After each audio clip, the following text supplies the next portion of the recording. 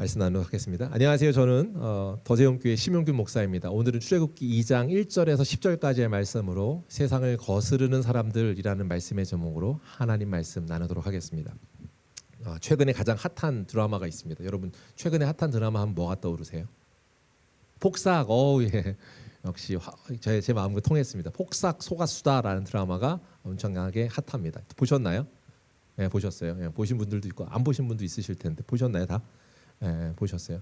드라마가 이제 1편 제가 1편부터 볼 때 너무 눈물이 나서 어떤 감정이 어떤 마음이 공감하는 부분이 많았고 세상을 산다는 것에 대한 공감을 담은 드라마다라고 느껴졌던 것 같습니다. 드라마에서 한 장면을 제가 소개하려고 하는데 그 드라마의 그 여자 주인공 아이유죠. 아이유하고 남편이 박보검입니다. 남편이 박보검이 얼마나 좋겠어요, 그죠? 하하하. 아닌가 봅니다. 아무튼 부부 사이의 대화였습니다. 그러니까 아이유가 임신한 상태였고 임신한 상태에서 나 무서워하는 왜 걱정이 돼 무서워라는 질문에 남편이 질문을 하자 걱정이 돼. 근데 출산하는 게 걱정이 될까봐 하는 질문으로 질문했는데 사실 보니까 지금도 무섭지만 애가 태어나면 더 무섭다는 이야기를 해요. 왜요? 엄마가 내가 처음이라서 실수할까봐 애한테 잘못할까봐 이런 말을 하는데 공감이 됩니다.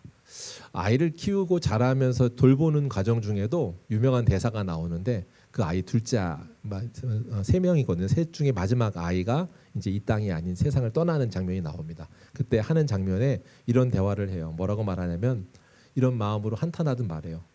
뭘 이렇게 시계 몰아치나 몰라. 나 같으면 좀 봐주겠네. 초짜는 운전수도 봐준대. 나도 다 첨인데. 첨인 놈은 좀 봐줘야지. 이 속으로 어떻게 살라고 이런 대사를 하더라고요. 그가 아마도 처음이니까 걱정도 되고 걱정되는 일이 실제로 일어난 거죠. 그리고 아이가 떠난 것에 대한 마음을 담은 대사를 아마 작가가 잘 쓴 것 같습니다. 아이가 태어난다는 건 참 기쁜 일입니다. 그죠? 기쁜 일인데 그 기쁜 일 속에서도 걱정도 함께 따라오죠. 그리고 어떨 때는 걱정을 넘어서서 두려운 순간이 이렇게 찾아오기도 합니다. 오늘 성경의 이야기에도 어떤 아이가 태어났습니다. 그런데 이 아이가 태어난 장면에 대한 기쁨보다는 걱정과 두려움이 더 가득한 장면으로 오늘 성경이 소개하고 있습니다. 그것은 다름 아니라 모세의 출생에 관한 이야기인데요. 오늘 그 아이가 태어났는데 태어나자마자 숨겼다라고 말하고 있습니다. 태어났는데 그 아이가 태어난 것을 숨겨야 했던 상황 무엇 때문일까요? 이건 역사를 좀 알고 내용의 스토리를 알아야 되는데 그것은 바로 왕이 전한 명령 때문입니다. 바로 왕이 전한 명령은 무엇인가? 이것은 출애굽기 1장에 나온 이야기를 이해하면 조금 더 이해하기 쉬울 겁니다. 우리가 대부분 좀 더 잘 아실 테지만 잠깐 짚고 넘어가면 출애굽기 1장은 이미 요셉을 통하여서 이스라엘 백성이 애굽이란 땅으로 들어와 정착하며 살게 됐다라는 이야기의 시작을 이어가고 있습니다. 대략 한 400년 동안 그곳에서 평안하게 잘 살았습니다. 잘 살았을 뿐만 아니라 약 70여 명의 사람이었던 사람이 엄청난 수로 불어났습니다.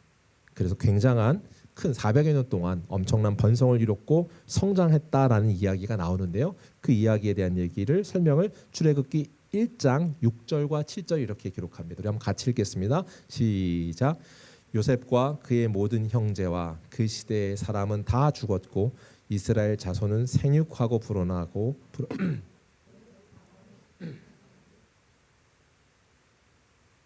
네, 시간이 꽤 흘렀다는 걸 설명하고 있습니다. 그래서 그 당시에 있던 사람이 다 죽었고 생육하고 번성해서 강성해졌고 온 땅에 가득하리만큼 커졌다라는 겁니다.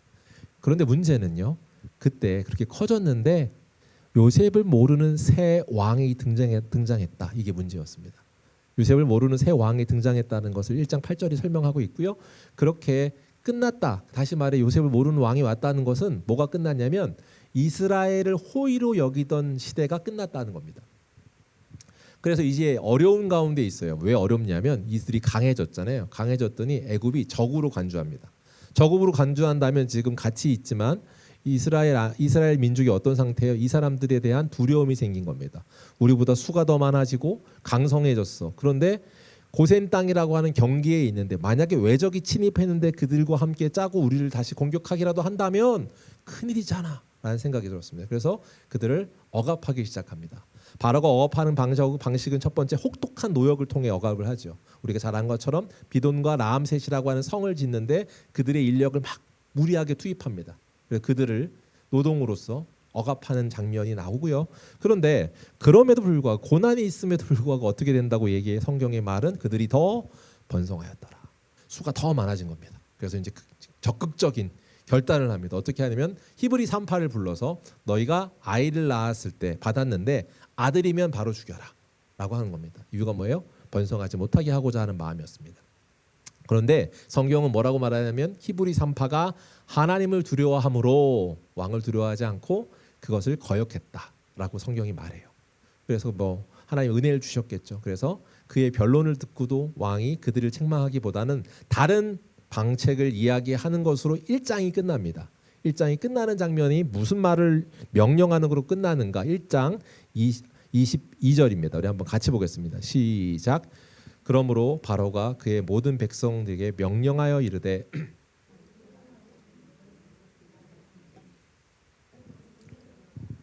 여기서 너희라고 하는 사람은 모든 히브리 사람들을 말하고 지칭하는 걸 겁니다. 히브리 사람들에게 말하는 거예요. 너희 스스로 태어난 아들을 어떻게 하라는 거예요? 죽여라. 던져서 버려라. 굉장한 명령입니다. 나일강이라는 곳에 던져서 버리라고 하는 명령. 아니 이런 명령이 어떻게 가능할까요? 이런 명령을 할 수 있단 말인가요? 독재도 이런 독재가 어디 있습니까? 어떻게 이런 명령을 이 절박하고도 절망적인 이런 압박을 가할 수 있는가? 이렇게 순응하지 않을 수 없는 절박함의 그런 명령이 오늘 본문의 배경이고 상황입니다. 사랑하는 성도 여러분, 우리가 세상을 삽니다. 세상을 살면서도요, 이런 절망적인 압박을 받을 때가 있습니다. 세상을 산다는 것 자체에서 받게 되는 절망적인 압박 속에서 믿음의 사람으로서 우리는 어떻게 살아가야 되는가? 믿음의 사람이 살아가는 전략, 이것을 한번 살펴보도록 하겠습니다. 저는 오늘 믿음의 사람이 살아가는 전략에 대해 3가지를 오늘 언급하고 살펴보려고 하는데요. 한번 깊이 살펴보면 좋겠습니다. 첫 번째, 우리가 알아야 되는 것이 있는데 우리는 어떤 사람입니까? 우리는 문화 명령과 하나님 명령 사이에 서 있습니다.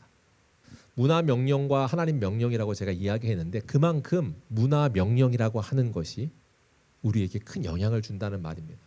우리가 문화 명령이라는 표현 자체가 익숙하진 않지만 무슨 말이냐면 문화가 힘을 갖고 있다는 말입니다. 문화가 힘을 갖고 있고 그것이 주는 메시지가 있는데 그 메시지가 계속 우리에게 우리도 알지 못하는 방향으로 우리를 몰아내고 힘있게 우리를 그렇게 어떻게 해요? 휘어감듯 또 밀어내듯 우리에게 명령하고 있다라는 거예요. 주권자를 아는 우리로서 이 2가지 명령이 충돌되는 경험들이 좀 있습니다. 무슨 말이에요? 세상이 말하는 가치관과 하나님께서 가르쳐 주시고 명령하신 가치관이 충돌될 때 이게 대표적으로 문화 명령과 하나님 명령 사이에 있는 우리의 갈등일 겁니다. 생각해 보면 쉬운데요. 오늘 바로가 아마도 지금 우리가 말한 문화 명령처럼 그 당시에 그가 말을 한 것을 통해서 그 사회에 벌어지는 그런 압박과 같은 것들, 절망적인 압박과 같은 것들이 발생했죠. 이게 아마 명령일 겁니다. 그런데 이 명령은 단순하게 아이의 어떤 무언가에 대한 독재로서의 명령이 아니라 지금 이 명령은 주권을 침해하는 명령입니다. 무슨 말이냐면 한 사람의 생명을 좌지우지하는 것. 어떤 거예요? 생사여탈권을 갖고 있다라고 하는 것에 대한 겁니다. 사람이 살고 죽고 또 그에게 줄 것을 주고 빼앗는 것이 지금 나의 권한 안에 있어라고 하는 거대한 세력에 대한 압박이죠. 네, 이게 뭐예요? 신의 결정권입니다. 사실 이 신의 결정권을 바로가 가지고 있다라고 하면서 지금 대응하는 세력으로 오늘 성경이 대비하고 있습니다. 오늘 우리의 상황은 어떻습니까? 문화 명령의 압박이 있는가? 네, 있습니다. 우리가 5월달은 가정의 달이죠. 우리가 계속 주입받는 건 사실은요. 이 문화가 정해놓은 틀 안에 우리를 몰아가고 있는 어떤 메시지일 경우가 많습니다. 여러분 그런 메시지의 영향을 많이 받습니다. 그죠? 세상이 지금 정해놓은 답에 대한 것들이 그것이 정답으로 우리를 수용하라고 우리를 강요하는 것에 대한 강요를 받을 때가 있죠. 요즘에 어떤 것들이 있을까요? 사회를 보면 전반적인 흐름은 어떤 것이 이슈인가에 대한 것들을 볼 때 우리가 그 마음 또 어떤 것이 우리를 지금 몰아가고 있는지를 우리가 생각해 볼 수 있는데요. 쉽게 말하면 이렇습니다.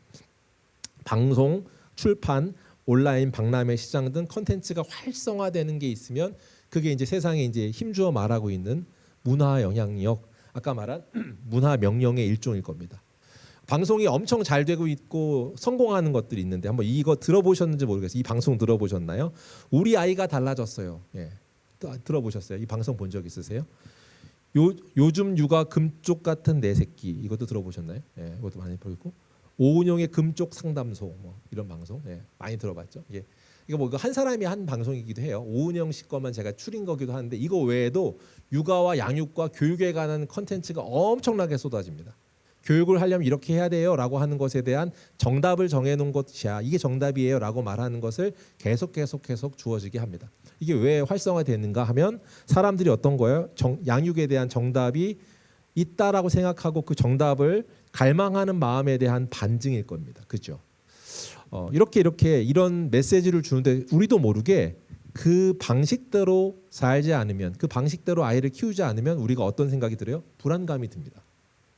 잘못하고 있는 거 아닌가라는 생각을 갖게 되는 거. 이게 뭐예요? 문화 명령이라는 말로 지칭할 수 있는 것이다.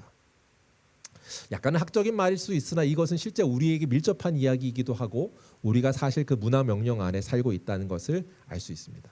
언제 이런 마음이 드는가? 불안한 마음과 이렇게 살면 실패하는 것 아니야라고 하는 두려운 감정이 드는 것, 뒤처진 느낌 같은 마음이 들 때 있죠.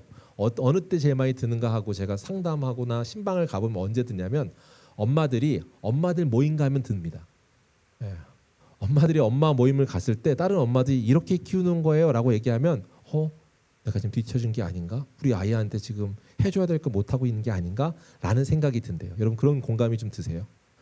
예, 약간 안 들으시기도 하고 그냥 너무 오래된 옛날에 애 키웠던 생각이라 그럴 수도 있는데 거기 가면 그런 생각이 든다는 거예요. 예, 엄마들 모임 뒤처진 것 같고 또한 우리가 지금 아까 말한 것처럼 계속해서 우리도 원치 않지만 스마트폰을 열어서 폰을 보고 쇼츠를 보고 뭔가를 보면 계속해서 똑같은 메시지들이 계속되는데 불안감이 들어요. 내가 지금 빨리 해야 되는데 뭔가를 해야 되는데 아이를 일찍부터 영어 유치원을 보냈어야 되는데 못했다는 건 나 잘못한 거 아닌가? 라는 생각, 어떤 두려움, 불안감을 갖게 되는 것. 왜 이런 생각이 드냐 하면 세상에서 일관된 답 자체가 갖고 있는 지향성, 목적이 무엇입니까? 성공이에요. 부예요. 또한 인정받는 자리에 가도록 그 아이를 그렇게 인도하고 양육하는 것. 그것이 목적이라고 말하는 것. 그래야 잘 사는 거예요. 그래야 좋은 부모예요. 라고 말하는 것. 그 좋은 부모야라고 말하는 말 때문에 어떤 마음이 들어요? 난 좋은 부모가 아닌가? 라고 하는 상실감, 불안감이 든다. 이게 뭐예요? 이게 아까 말한 문화 명령으로서의 압박일 겁니다. 오늘 이런 상황에 아이가 태어난 겁니다. 동일하게 우리의 다음 세대 아이들이 그렇게 자라고 있고 오늘 모세도 어쩌면 그런 상황 안에 태어났습니다. 아이의 운명이 결정된 것처럼 세상이 말하고 있습니다. 이 아이는 다 죽여야 돼 라고 하는 상황, 오염된 가치의 바로의 기준이 정해진 답인 것 양 그렇게 펼쳐진 세상에서 지금 처음 아이가 태어났습니다.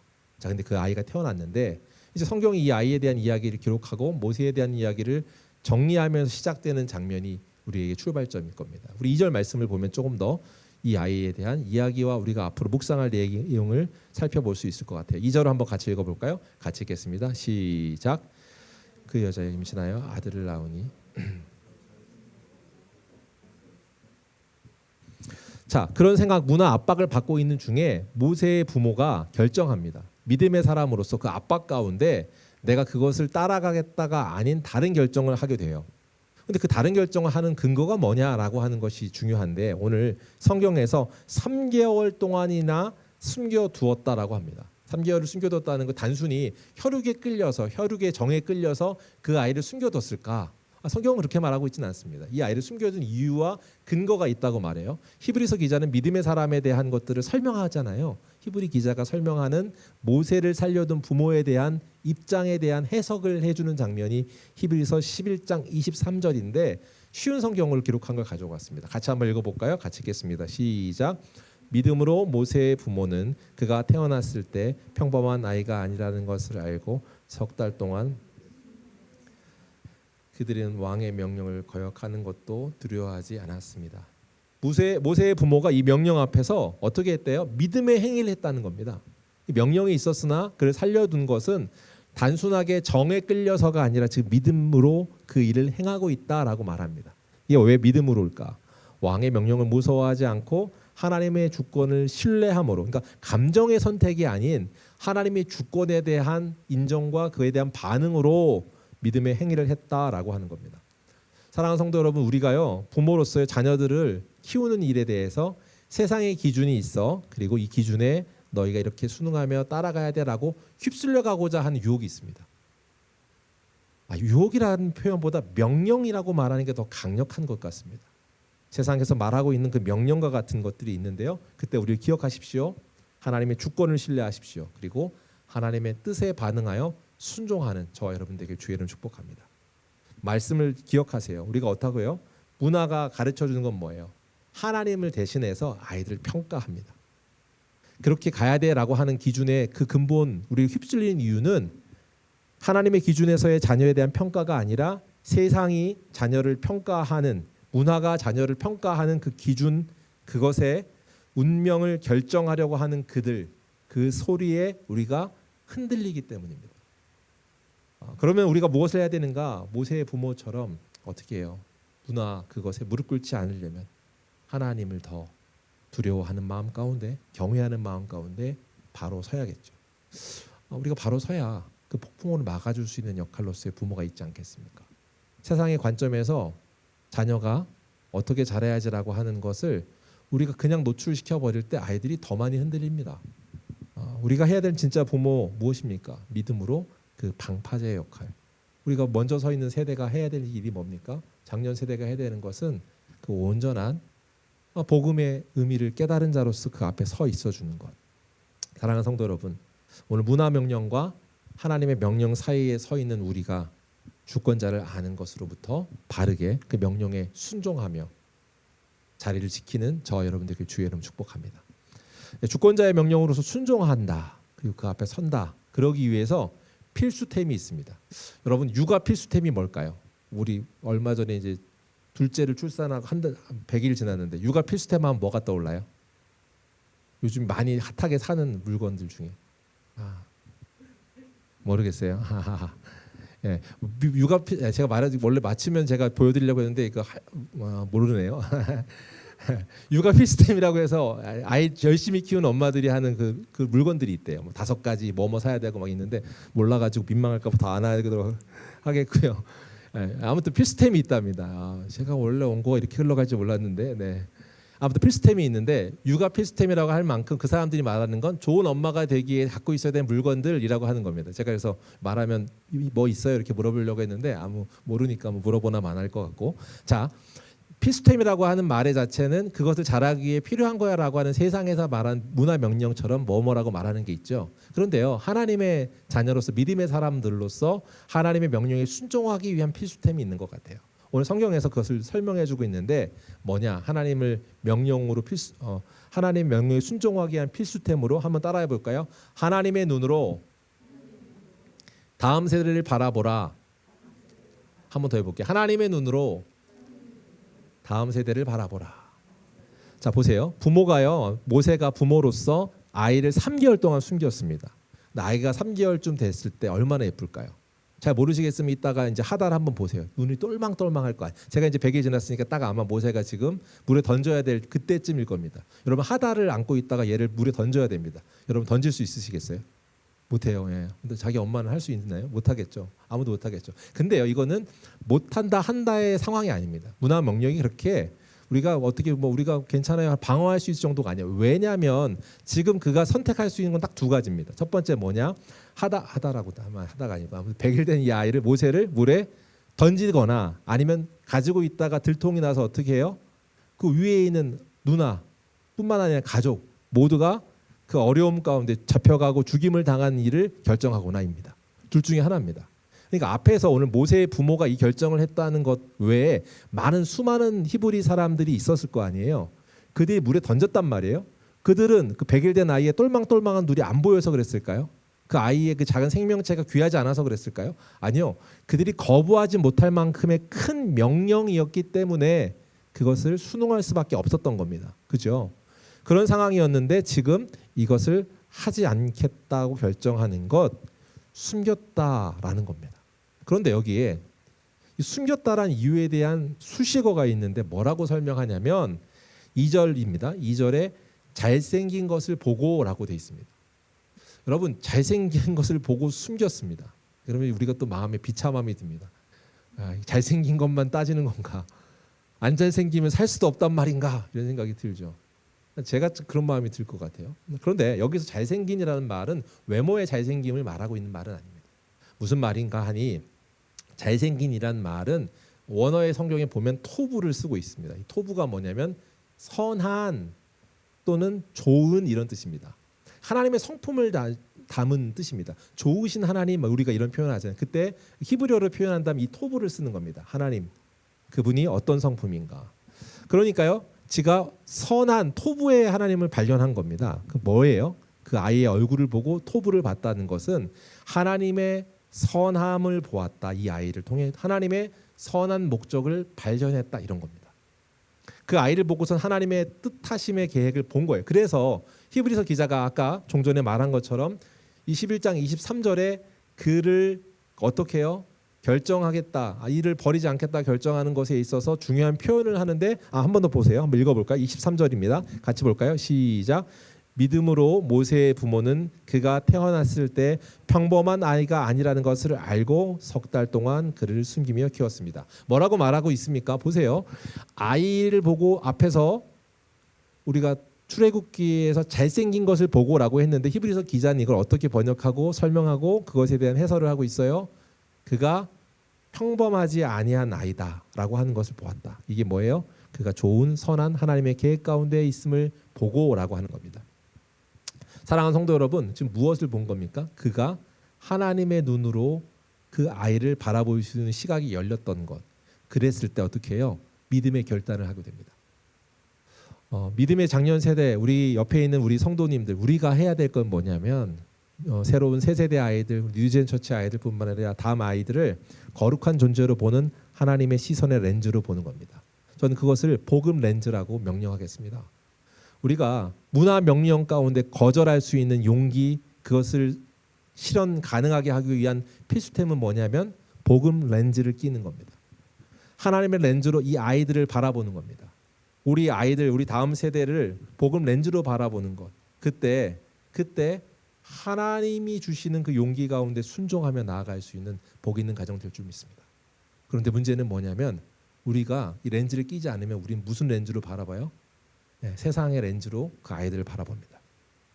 우리 아이도 학벌과 외모, 잘남이 자랑이고 그게 성공이라고 말하는 것에 대해 우리는 계속 노출되고 있기 때문에 우리도 모르게 그렇게 바라봅니다.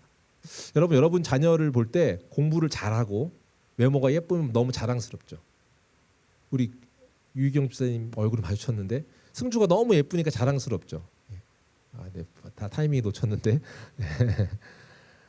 어때요? 우리 누군가가 할 때 막 그렇잖아요.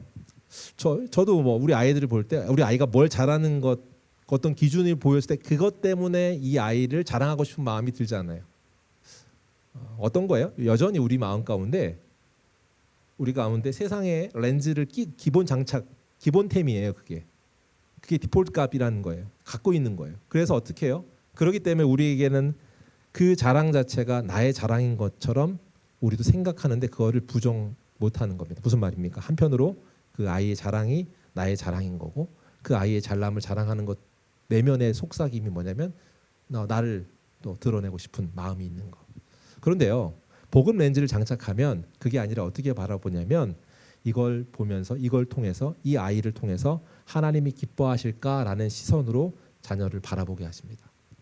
또한 이 자녀를 향한 그 마음, 하나님의 사람으로 보기 시작하고 그 아이를 통해 하나님 시선으로 바라볼 때 하나님의 만드신 아름다움을 볼 수 있게 되는 것. 이 아이를 통해서 여러분, 우리 다음 세대를 통해서 막 천박지축 그러나 그 아이를 통한 하나님의 선함을 발견하게 되는 놀라운 시선이 열리길 주의 이름 축복합니다. 저희 아이 이제 제가 제 얘기를 여기 쓰면서 이제 했는데 저희 아들이 이제 제가 생각할 때 속 터지는 마음이 있어요. 우리 목사 아들인데 예배를 잘 안 드리는 것 같아요. 이게 지금 얘가 태도가 이게 맞나 이런 마음이 들어요. 그러면 제가 어떻게 해야겠어요? 교정을 해야죠. 근데 교정하는 방식에서 저한테 하나님 물으시는 건 뭐였냐면 하나님이 기뻐하시는 자인데 네가 그 하나님이 기뻐하시는 자로서의 어떤 마음으로 중재자 역할을 하는가라고 하는 질문을 하는 겁니다. 그 아이에 대한 인도하기 위해 바른 태도, 나의 반응은 어떻게 할 때 하나님이 기뻐하실까라는 질문이겠죠. 그 질문을 던질 때 그 아이 그 자체를 인정하게 됩니다. 그리고 그 아이 자체를 인정할 뿐만 아니라 기대하게 됩니다. 어떻게 해요? 하나님께서 이 아이에게 간섭하실 하나님의 일하심이 어떻게 드러나는가라고 하는. 그런데요, 이 기대하게 되는 일 중에 하나 중요한 게 있습니다. 아무것도 안 하면 기대를 할까요, 안 할까요? 내가 아무것도 안 하고 있으면서 기대하는 것. 그거는 어떤 맹신인 거잖아요.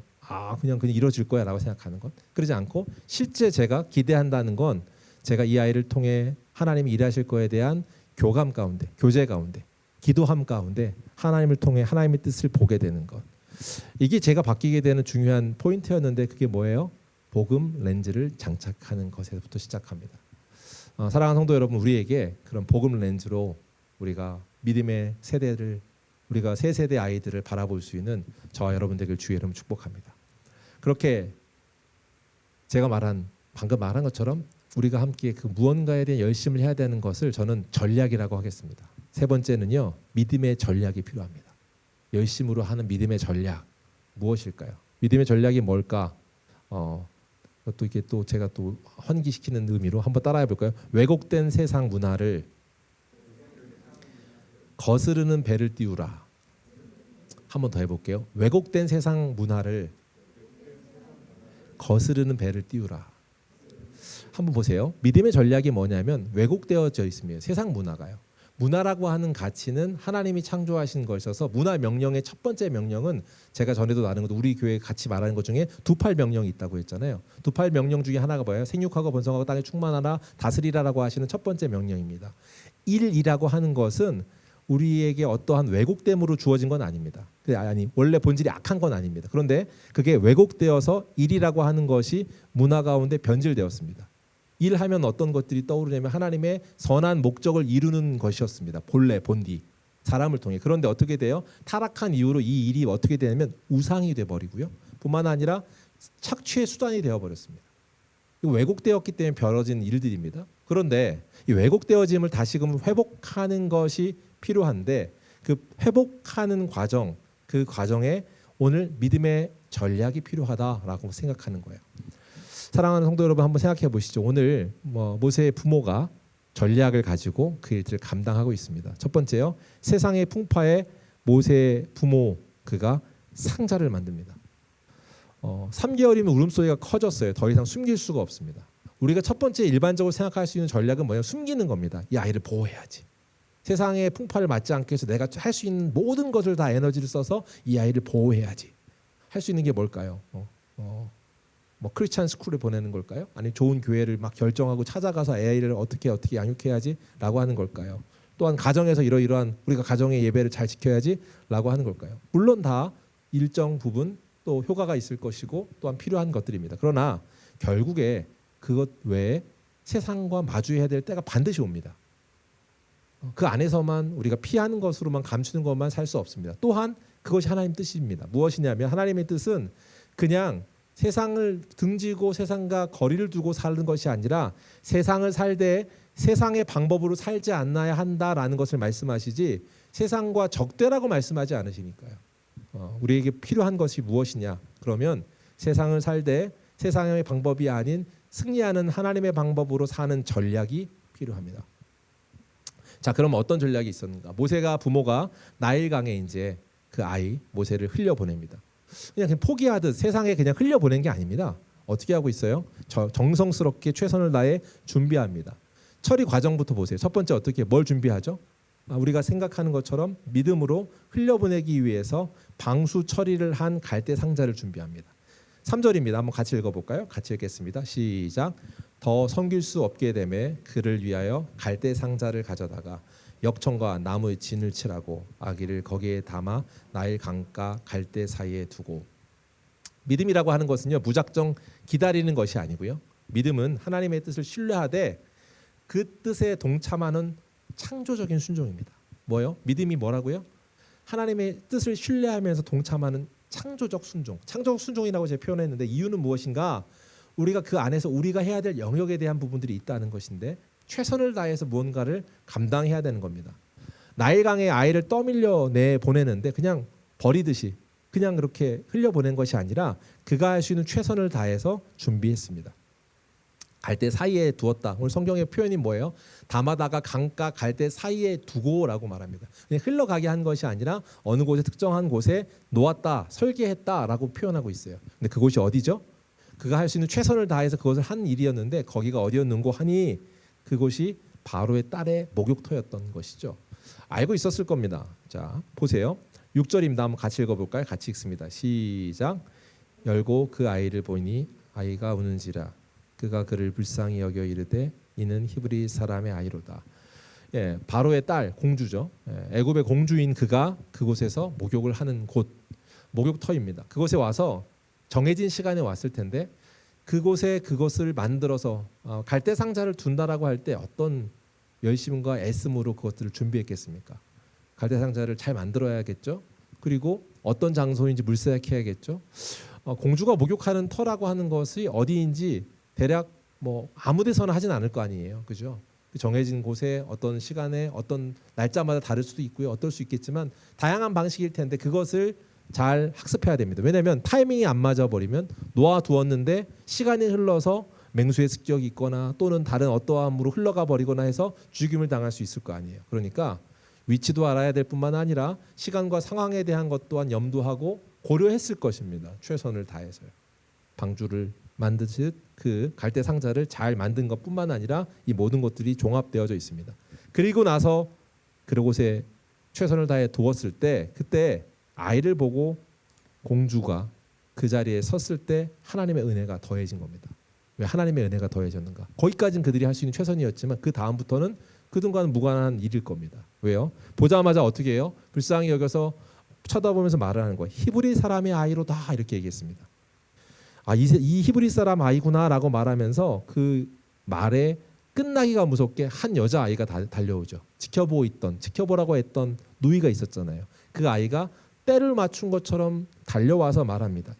당신을 위해서 이 아이에게 젖 먹일 사람 히브리 여자를 제가 구해드릴까요? 라고 말을 하죠. 절묘한 타이밍에 그렇게 말하고 젖 먹이를 구해야 될까라고 물어보는 것, 그 이야기를 듣습니다. 그럼 그 생각이 듭니다. 히브리 사람의 남자아이라는 걸 이 공주도 알았고요.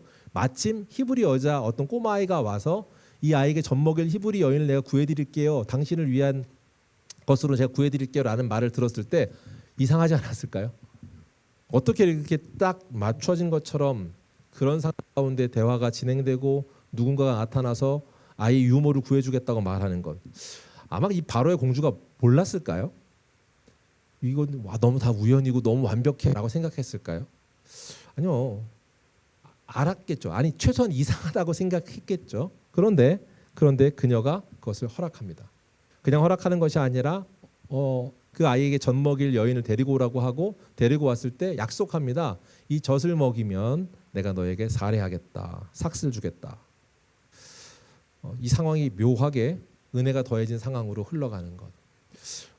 모세의 엄마는 그가 친어머니임에도 불구하고 젖을 물리면서 돈을 버는 이런 상황이 된 거죠. 특별한 상황이죠. 그런데 이런 상황이 벌어지게 된 것에 대해 성경이 뭐라고 말하냐면 성경이 6절에 지금 말한 게 뭐예요? 불쌍히 여겨라고 말하고 있습니다. 바로의 딸이 지금 울고 있는 아이를 보면서 불쌍히 여겨라고 말한 이 불쌍히 여기다라는 말의 히브리어는 라함이라는 단어를 썼습니다. 라함은요, 이 단어는 은혜, 자비 이런 단어로 쓰여지는 것이고요. 은혜와 자비라는 단어이면서 동시에 하나님의 성품을 드러낸 단어입니다. 하나님의 성품을 표현할 때 이 단어를 많이 씁니다. 라함이라는 단어를. 그러니까 무슨 말이냐면 그 바로의 공주, 그가 아이를 히브리 남자 아이인 걸 알았음에도 불구하고 불쌍히 여긴 것은 하나님의 자비, 그 마음이 그녀에게 임한 결과입니다. 하나님의 은혜는 이렇습니다. 하나님 은혜의 공식 같은 일이죠. 뭐예요? 우리가 최선을 다해 나아갑니다. 그러나 그 결과를 준비하시고 하나님의 먼저 일하시는 하나님의 열심으로 그 모든 것을 완성하시는 것. 우리의 상상을 뛰어넘습니다. 우리가 도저히 생각할 수 없는 방식으로 그것이 풀어지게끔 하십니다. 에베소서 말씀의 3장 20절에 이렇게 기록되어 있어요. 보세요. 우리 가운데 일하시는 하나님께서는 우리가 구하고 생각하는 것보다 훨씬 더 많은 것을 채워주실 것입니다. 우리가 생각하는 것 이상으로 채워주시는 분이 하나님입니다. 믿으십니까? 그 하나님께서 우리의 상상을 뒤집는 그런 일로 일을 이루세요. 지금 누구를 통해 그 도구를 쓰고 있는가? 바로의 딸이잖아요. 이 누구의 명령이었어요? 바로의 명령에 문화 명령이 있는데 그 바로의 딸이 그 왕의 명령을 거스르면서 구원의 도구가 되고 있습니다. 상상을 뛰어넘는 일이죠. 그뿐인가요? 이 상상을 뛰어넘는 일은 사실 이걸 넘어서 더 큽니다. 이 갈대상자라고 말을 했잖아요. 갈대상자를 만들었는데 갈대상자라는 말은 히브리어로 테바라는 단어를 쓰고 있더라고요. 테바라는 단어는 성경에 두 곳에 나옵니다. 오늘 출애굽기 2장에 되어 있는 갈대상자를 만드는 이 장면에 테바라는 단어가 나오고요. 앞서서 창세기 6장에 나옵니다. 창세기 6장에는 우리가 잘 아는 것처럼 방주를 만드는 장면이에요. 보세요. 6장 14절입니다. 같이 읽어볼까요? 같이 읽겠습니다. 시작. 너는 고페르 나무로 너를 위하여 방주를 만들되 그 안에 칸들을 막고 역청을 그 안팎에 칠하라. 지금 여기 단어에서 우리 테바라는 단어가 뭐냐 하면 방주라는 말이 테바입니다. 성경에서 다른 곳에 안 나오고 딱 여기서만 매칭하는데 오늘 이 창세기의 내용을 알고 있었던 창세기를 기록한 이 모세가 자기 이야기를 기록하면서 자기를 담은 갈대상자를 다른 말로 표현하지 않고 방주라고 지금 말하고 있습니다. 모세가 이 일을 쓰면서 지금 이걸 지칭할 때 뭐라고 말하고 있는 거예요? 이게 말할 구원의 방주. 우리가 아는 것처럼 이제 그 폭풍과 홍수 40일 대환란과 같은 그 시간을 보내면서 그들을 살려내고 건져내기 위해서 만들라고 하셨던 노아를 향해 명령하셨던 노아의 방주잖아요. 그 방주를 동일한 단어를 쳐서 지금 당신이 그 안에 띄어보냈던 갈대상자가 테바였다라고 기록하고 있는 겁니다. 부모가 그렇게 그 믿음의 소망을 가지고 그 일을 하고 있다. 사랑하는 성도 여러분, 이것이 우리 상상을 뛰어넘는 일입니다. 죽음의 땅이었던 그곳에 죽음의 상징이었던 강이잖아요. 나일강은 지금 죽음의 상징입니다. 이스라엘 백성들에게 봤을 때 나일강은 모든 사람, 자기의 사랑하는 자녀를 죽음으로 던져버려야 되는 죽음의 구렁텅이잖아요. 그런데 그곳에서 죽음의 구렁텅이인 그곳에서 하나님께서 죽음과 절망이 아닌 생명과 소망으로 구원으로 바꿔주는 상황, 그것을 일으켜 주시는 통로로 만들어 주셔요. 뭐를 통해서?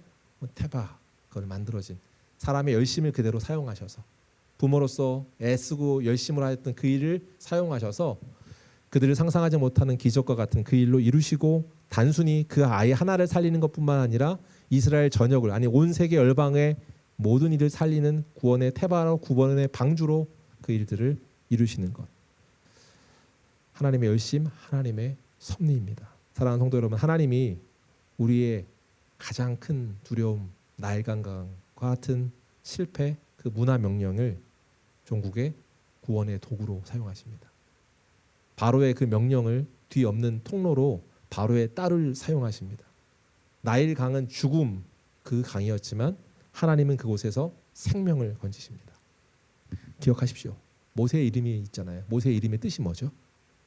모세의 이름을 뜻은 그 다른 사람이 아니라 그 공주가 지어주잖아요. 다른 사람이 지어주는 게 아니에요. 10절입니다. 같이 볼까요? 10절 말씀입니다. 같이 읽겠습니다. 시작. 그 아이가 자라매 바로의 딸에게로 데려가니 그가 그의 아들이 되리라. 그가 그의 이름을 모세라 하여 이르되 이는 내가 그를 물에서 건져내었음이라 하였더라. 모세라는 이름의 뜻이 뭐라고 짓냐면 건져내다입니다.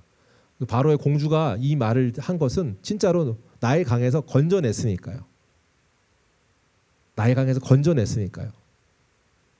나일강을 건져냈기 때문에 그렇게 붙여진 이름일 겁니다. 그런데 하나님의 구원 계획은 이스라엘을 어떻게 해요?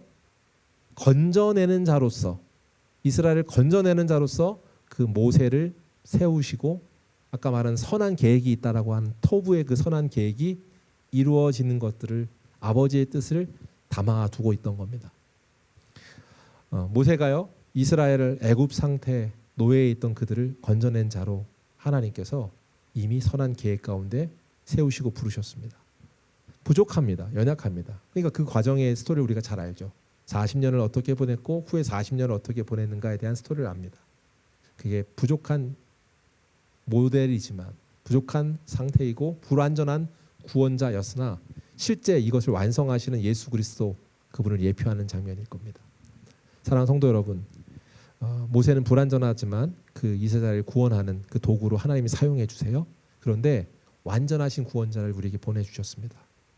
예수 그리스도 그분은 참된 모세로서 건져내는 자로서 우리 죄와 사망에서 노예의 상태에서 완전히 해방시켜 주십니다. 히브리서 3장에서 이렇게 말해요. 모세보다 더욱 영광받을 만한 것이 마치 집 지은 자가 그 집보다 더 존귀함 같으니라. 모세를 통하여서 하나님께서 이루고자 하시는 그 약속이 이루어지는 것, 그것이 약속되어 있는 말씀, 그것이 예수 그리스도를 통해 더 크게 성취되고 완성된다는 말씀을 우리에게 이미 약속하고 그 믿음으로 기록되어 있는 것, 그것을 기억하는 저와 여러분 되길 주의 이름 축복합니다. 사랑하는 성도요, 믿음의 전략을 실행하십시오. 자녀 다음 세대, 새 세대 아이들을 위해 우리가 기도하는 일들을 쉬지 않아야 됩니다. 최선으로 준비하시고요. 그 최선의 열심을 책임지시면서 먼저 일하시고 전략을 완성하시는 하나님의 손에 맡기십시다. 그러면 하나님이 우리의 생각을 초월하시는 그 초월의 역사로 우리를 초대하게 되는 줄 믿습니다. 말씀을 정리하겠습니다. 우리는 문화 명령과 하나님의 명령 사이에 있습니다. 그때 우리가 할 수 있는 것은 우리 자녀 다음 세대, 뉴젠 세대, 다음 세대를 위한 새 세대를 위한 양육 전략은 주권자의 명령 아래 순종하는 것이고요.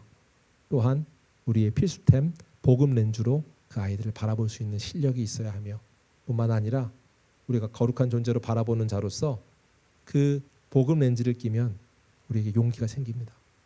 세상을 거스르는 용기, 왜곡된 세상 문화 거스름으로 용기의 마음, 용기로서 믿음의 배를 띄우는 저와 여러분 되길 주의 이름으로 축복합니다.